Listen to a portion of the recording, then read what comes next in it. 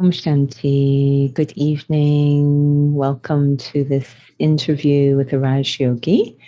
And our topic today is transforming, the power to transform negative into positive. So before we begin, let's have a short reflection.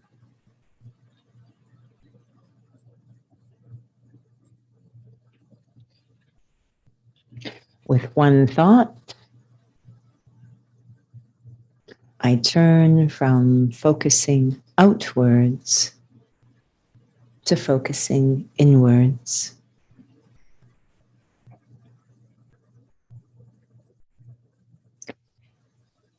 Very often we believe that the power lies outside us, that changing things outside is what makes a difference, but actually the power lies within us.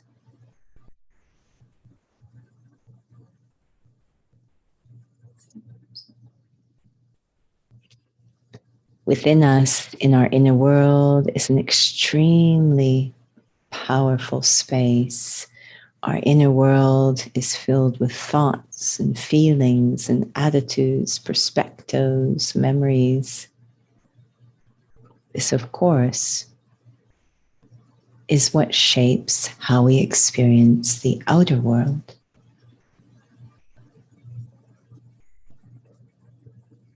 I go inside to begin the journey of becoming a master of my inner world. Self-mastery, if that is where the power lies, that is where I need to focus. I can't really control what's going on outside, but I can learn to master these very powerful inner resources. How I see things, how I think about things, how I interpret things, my attitude towards things can make all the difference.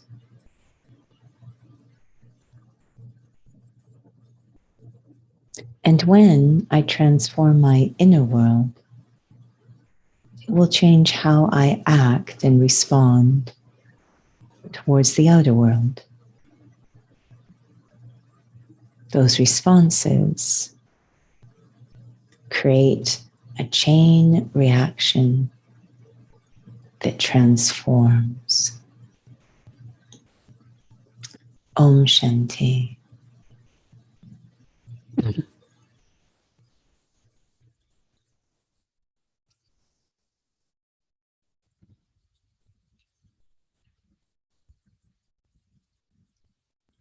Om Shanti.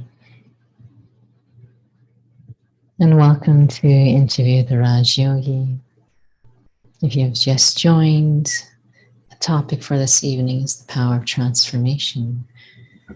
And specifically, it's about exploring this specific capacity to transform the negative into positive. And the intention for this topic is because this capacity to transform in the study of Raj Yoga is very different in terms of what it means, positive, negative to positive. So I wanted to back things up a little bit because we used to have a course called the Positive Thinking course, but then we changed it to the Pure Thinking course, and that seemed to transform everything, the entire content. And I'm not sure if you recall what was the intention of why we changed it. I think an obvious part of that is that everything that we offer through the Brahma Kumari centers, all our courses, services, programs, we want to be based on the teachings of Raj Yoga. And otherwise, what is unique about them? What would make it different from what you might find anywhere else? So to be based on the teachings of Raj Yoga, and those teachings focus on purity, on exploring truth, on self-mastery. And so those principles seemed really important to incorporate into that particular course. And it became clear that just by changing it to pure, it was actually more aligned with the teachings of Raj Yoga. And perhaps maybe to help souls clarify, because I do remember he came up many times, and it was actually hard for souls to grasp the difference between positive and pure when we were doing the Pure Thinking course. I think positive is lovely. It's not to in any way remove the importance of positive thinking, but the idea suddenly was emerging that something can be positive but not necessarily pure, or something that is pure will also definitely be positive. And when we say positive, we think honestly about positive thinking. There's a couple of things I think that are interesting that come into focus. In both cases, we are obviously suggesting that there is a lot of power in our thoughts, in both cases, pure or positive. But positive thinking was this idea that my thoughts are powerful only on selective occasions, particularly when I want a certain outcome to happen. And so it started to get mixed in a bit with desires. And that is very different from what Raj Yoga focuses on. Really, Raj Yoga looks at how do we operate when we are free from desires? So very benevolent thinking, very positive, appreciative thinking, but this important aspect of and free from desires, from any particular outcome. So it's very income, as we say, based, just checking, is that purity there in my thoughts? So I'm not using my thoughts to create any particular outcome. I'm just checking, are my thoughts pure? That is free from desires, very much what we call detached or clean in intention. Checking just the quality of the thoughts versus are they connected to any particular outcome? And that's two very different pursuits. If there was someone who just suddenly walked by the center, knew nothing about spirituality, and they came in the door and you mentioned about this word detached, what do you think, how would you help that soul understand what that means, the experience of that? I think it's a couple of other words we sometimes use around detached. One is free. So to be freed from influence, being affected, doesn't mean dissensitive or uncaring, but the oppression of being influenced or affected or reactive. So to become free from that way of operating. And another word that we often use is unconditional.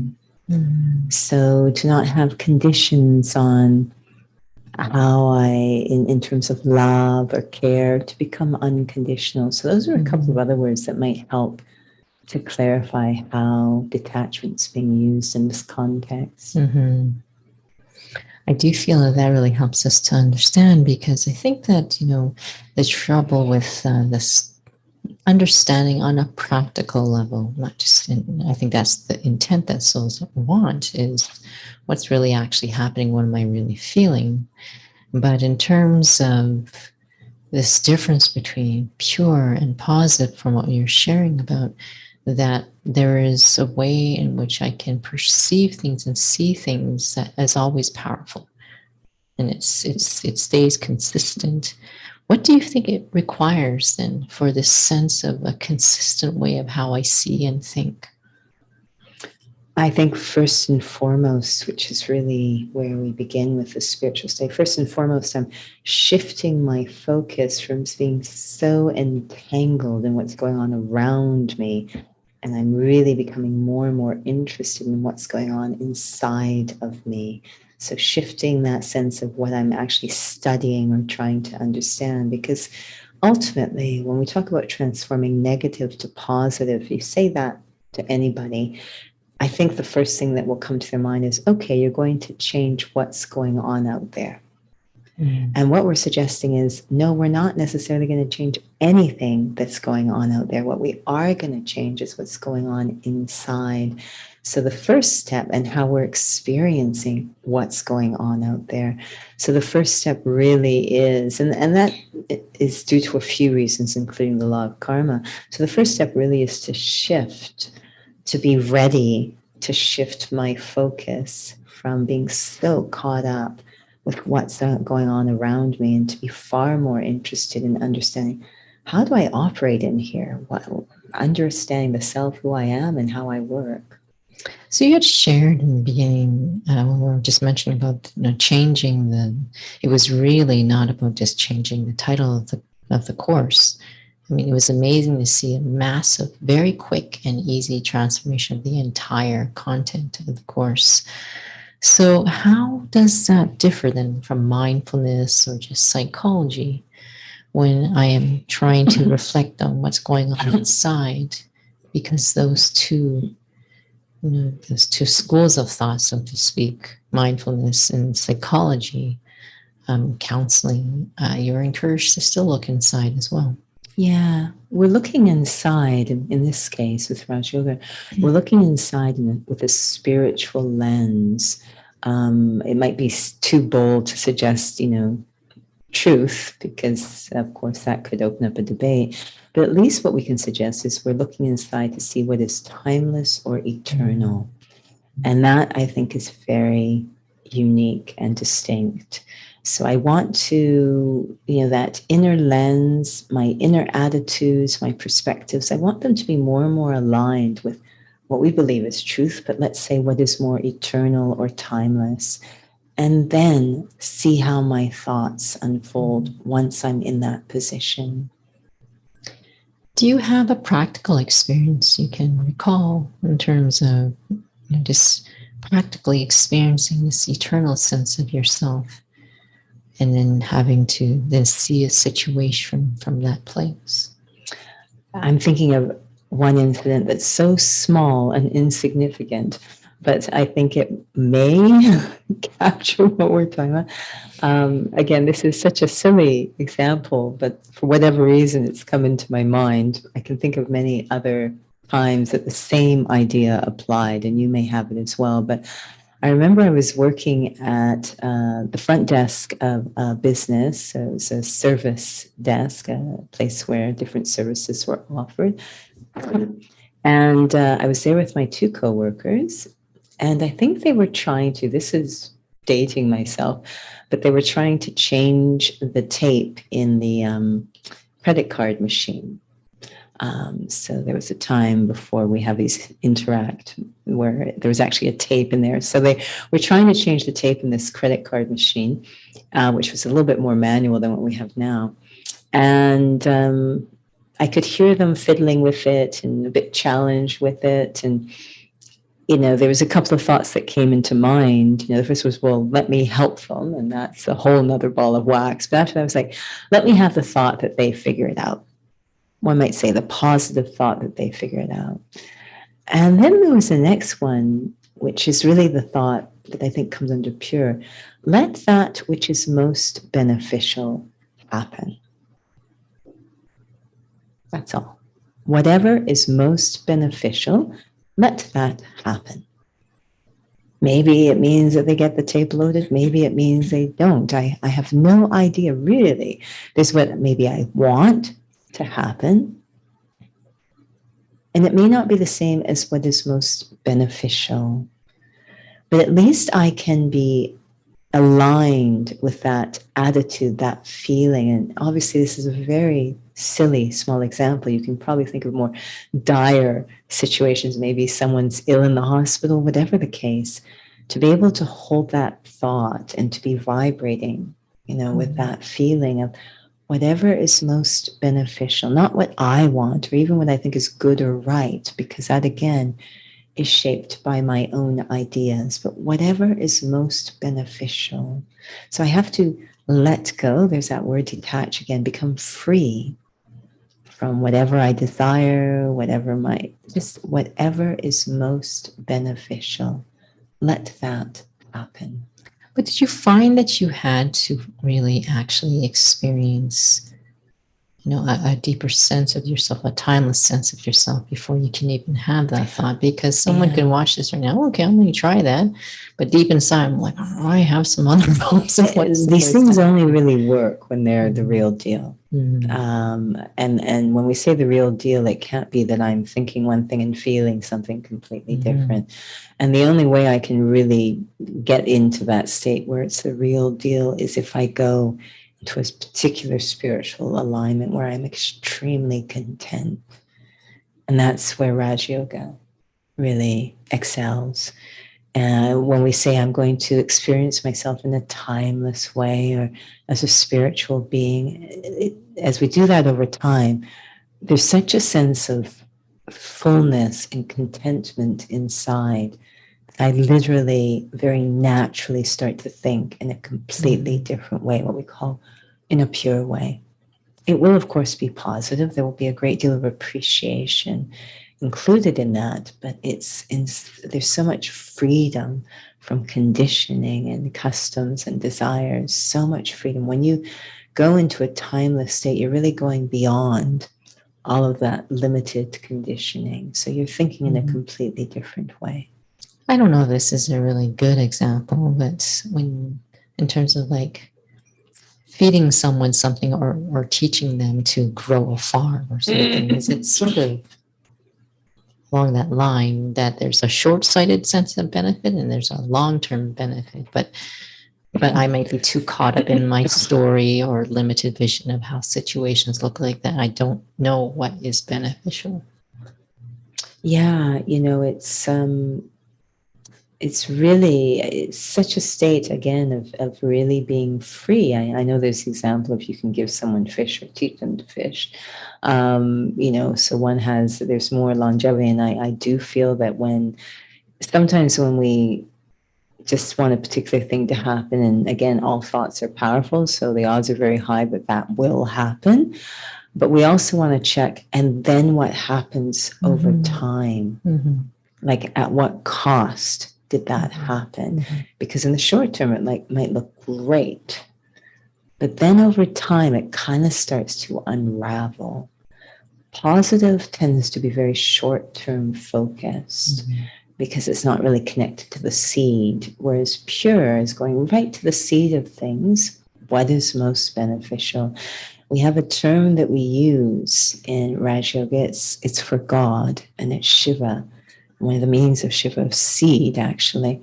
But one of the other meanings is benevolent. And it's really teaching us to consider if the seed is benevolent, it has incredible long-term impact. So positive might look good in the short run, but then over time we realize, at what cost did that temporary outcome happen?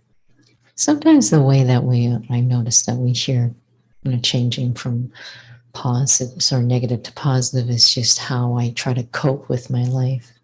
Is that sort of also part of that situation. Maybe we're not talking about others now, but talking about, again, a temporary way to shift things when it comes to trying to cope. Yeah, again, I don't know if that's sustainable over a long time. So I don't think anything's really been transformed, because there's a certain level of violence in that. That's hard on the self. And I also don't feel it's transformed because the feelings are really just the same. I'm trying to use different tools or methods or thinking, Reframe but things. in my heart, I still kind of feel the same. And drama, the outer world, is extremely sensitive to what's going on in the heart, deep inside of the seed. So intentions. So there hasn't really been any transformation. I feel that is why we weren't quite clear, and we didn't include in the title, the power to transform negative to positive. In the sense that I really appreciate when you were sharing, when there is purity in this unlimited sense, eternal sense of experience of what is really happening, and seeing things from that objective place, and not sort of just, again, using my own filtered vision of how I try to frame things all the time. And it's interesting because, and when you were sharing about, is there really any kind of change that's really happening? But I'm not sure if a soul at that time when things were that way, that the power to be able to shift how they see things, do you feel that it has required practice? We've talked about in the past so much the readiness of someone to, again, make the changes inside. So it requires practice. I only practice as much as I am interested. So it again brings up, where am I in my journey? How ready am I to go, that deeply into the self? And really the main thesis of this whole topic we're suggesting is that the main thing I have to transform is the self. Everything will change, my experience, and that's all we care about, is how we're experiencing things. And then the law of karma cares about how you respond to things, because the response shapes what the next scene is going to look at.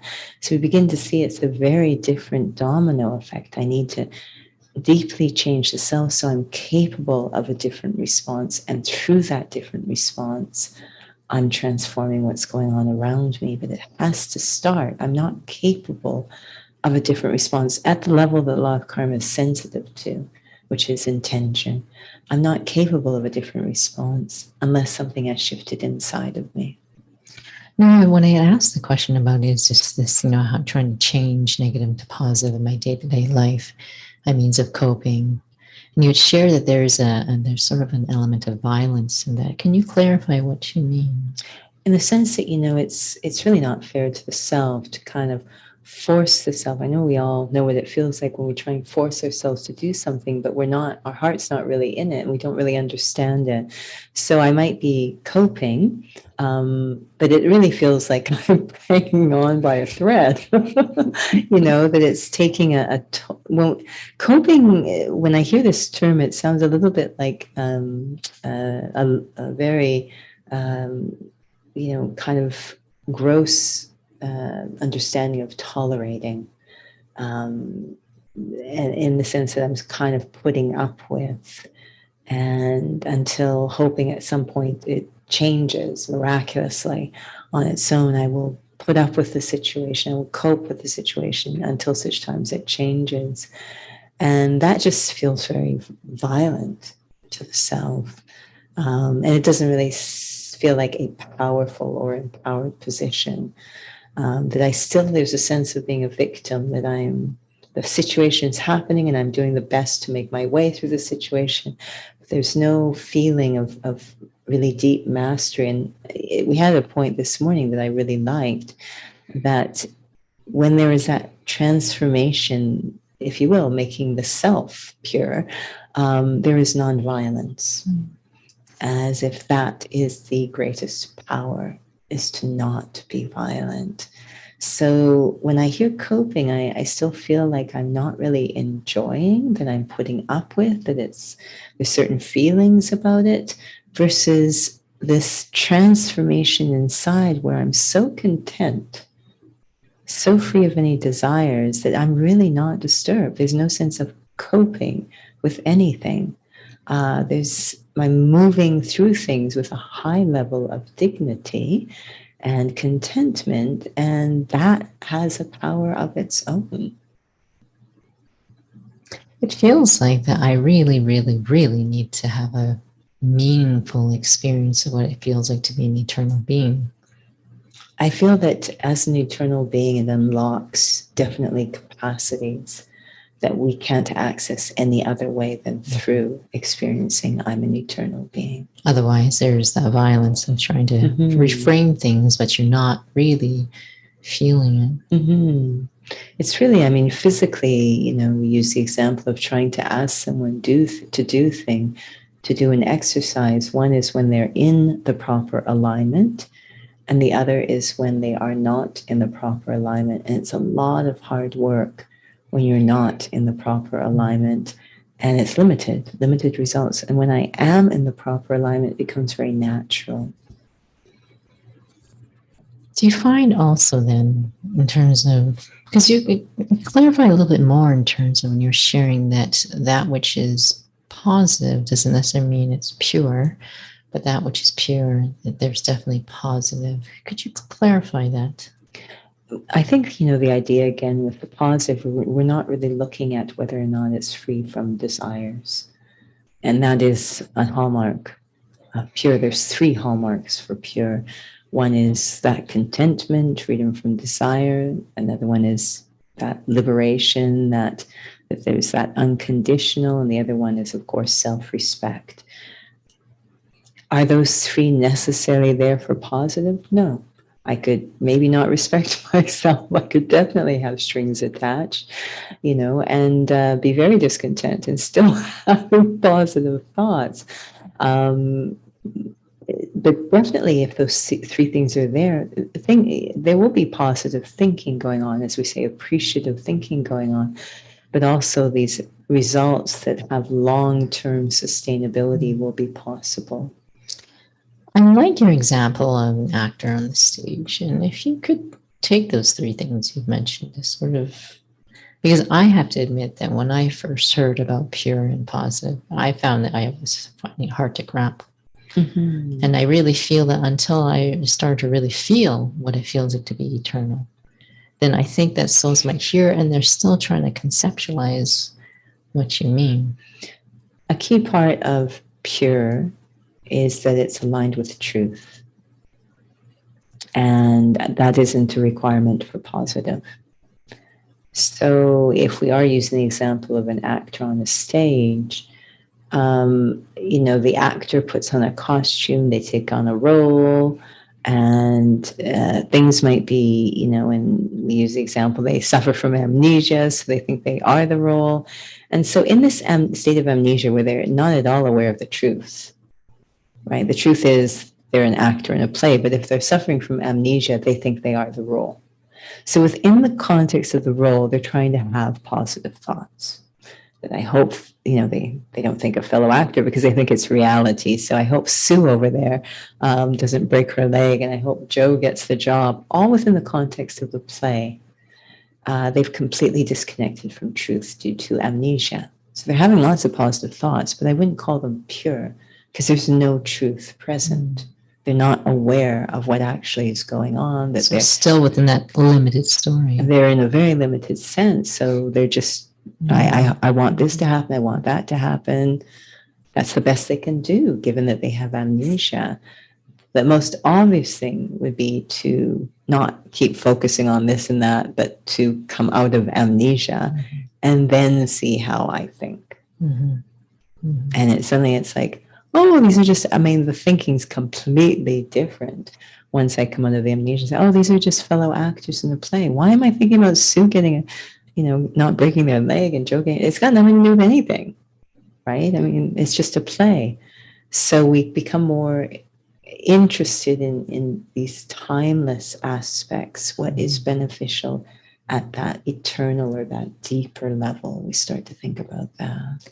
I feel your example helps to clarify a bit more when you were talking about those two co-workers who were grappling with that credit card roller. You know, that I would have to be in an eternal sense of reality, seeing others in their real sense of self and not in their limited parts.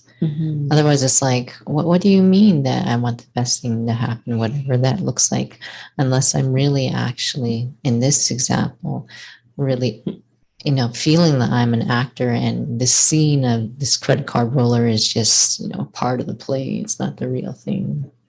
We had a lesson the other day that was very touching, and it suggested the most beneficial thing that could happen to any of us is to remember who we are. So come out of amnesia, remember who we are, and connect with that one being who can really nurture the value of the self, who we call God.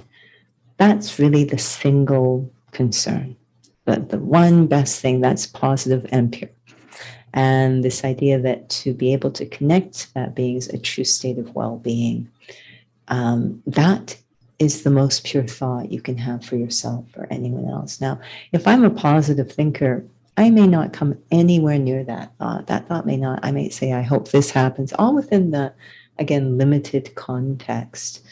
But once you realize, wait a minute, there's a much bigger picture going on here that's really hidden from view because we all have amnesia, and realize the cause of what's behind every scene we're seeing, what's driving every scene we're seeing is whether we are pure or not pure. And when we say pure or not pure, our authentic self or not, that's what's driving every scene. So when we want something really wonderful or positive to happen, it will, if we are in our authentic self, our pure state. So that's really the number one thing we would really wish for each other, is to be able to return to our authentic state. That's the most pure and positive thought one could have. Well, the time is perfect because I had a thought or a question and it flew out of here. So I must have been benevolent. Perhaps we can have a little reflection. We always encourage souls, if you have questions, you're welcome to type in the chat box on Instagram as well as YouTube. If you have topics, you can also put those in the chat box as well, or you can email the center. Thank you again for joining. We also just wanted to remind souls, in case we forget, but next week we will not be able to stream this session.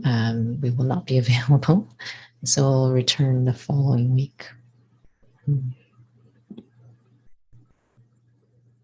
Once again, I turn inwards, go deep inside into my inner world. And I think about what would be the most beneficial thing that could happen for me. I might come up with short-term, temporary answers, but I want to dig a little deeper from a timeless perspective, not temporary, but very, very long-term. What is the most beneficial thing that could happen for me? A pure thought for the self. If I think about getting a job or a relationship or a possession, I might think that's a pure thought, but those are so temporary. At some point, the possession will become old or fall apart, the relationship will end, and I'll retire, I'll move past the job. They're very short term. Stretching my mind, what is the most beneficial thing that could happen that will be relevant in every situation I find myself in?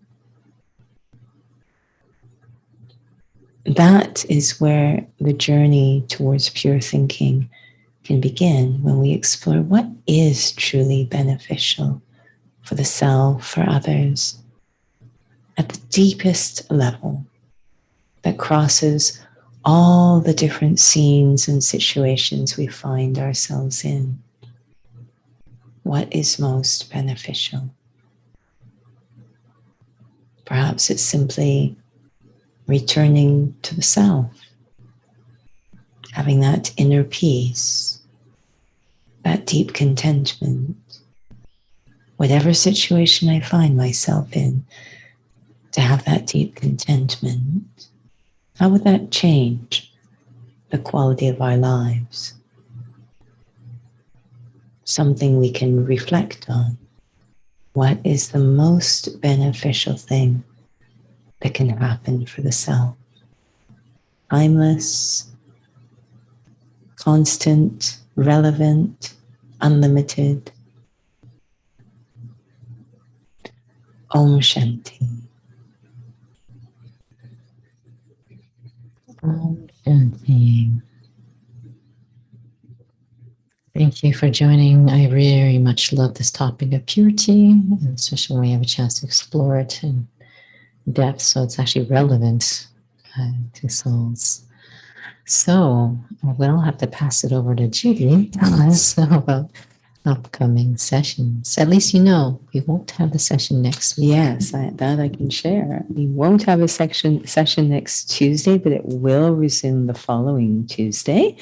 And I know we've really put things on the website, that it's quite up to date. Drop-in meditations continue, but again, be aware of what's happening next Tuesday, but drop-in Tuesday, Thursday, and Sunday. It's the full hour now, 6:30 to 7:30 p.m. And we still have Soul Cafe on Saturdays from 2 to 3 p.m. Calgary time. And now we're streaming that on Instagram as well. So it's on Instagram, on Zoom, and on YouTube. Again, this Instagram, the BK Calgary Instagram channel. And again, Soul Cafe, different formats every single Saturday.